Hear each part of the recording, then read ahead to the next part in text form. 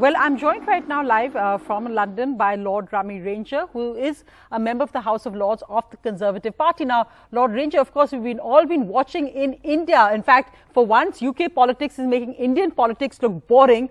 And it is the way Boris Johnson went, kicking and screaming after saying it was clear that he had lost moral support, at least within the Conservative Party yesterday. He stood in Parliament and said, I have the mandate of the people. Today, even there were reports that he would try to stay on till autumn. How much has the Conservative Party been damaged by this unseemly resignation drama?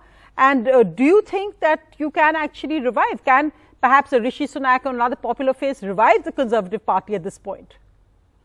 Sonia, you're absolutely right. The man was facing a dilemma because he won a record amount of parliament seats in the last election, and he felt that he was the man of the people and the people were with him, and he didn't want to let them down by just resigning until making a big fuss, which he did. But unfortunately, all his colleagues had enough of the sleaze which was surrounding his leadership, and they one scandal after the other, and that damaged the party's credibility. Any leader who's elected has to have two correct criteria. One, he can unite the party, he can unite the country, and secondly, he can revive the economy. The economy is number one to bring votes home. So therefore, I'm glad he is gone. He will now be replaced by someone who will be popular among all the members of parliament. End of the day, members of parliament have to convince the voters in their constituency to vote for the Conservative Party and to get them re-elected. But having said that, this could be very interesting for the Indian point of view. Absolutely.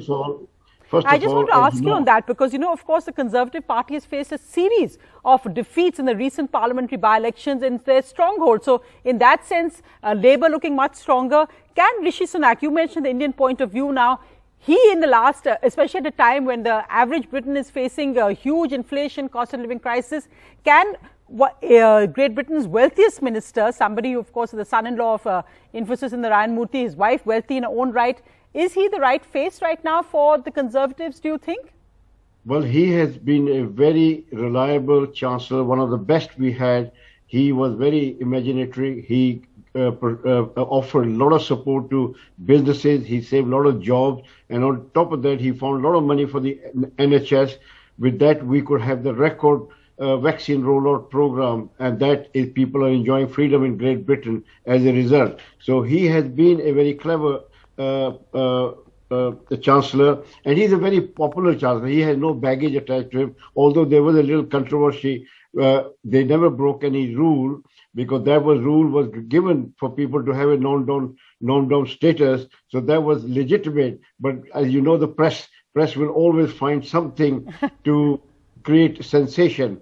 And but people in Britain are very clever. They know that this is the man who has brought stability to economy. I don't know if you can blame everything on the press, Lord Ranger, but just to say that... I know I always believe the press underpins our democracy. We do need to have a very robust press, which you are, Sonia, one of the best in the business. So, but having said that, Rishi has got plan to cut taxes because we are party for low taxes and giving opportunity, the biggest I think that's the main point you're saying, to make living easier for the average Britain is where they keep on. But of course, India watching this very closely because, as you said, it's got a special interest for us. And wow, that would be something if you have an Indian origin person as Prime Minister of Great Britain. We've come full circle in a way since the days of it is now a possibility. Exactly. So it's now a possibility, much more than it's ever been before. So let's see if history is made in Great Britain there.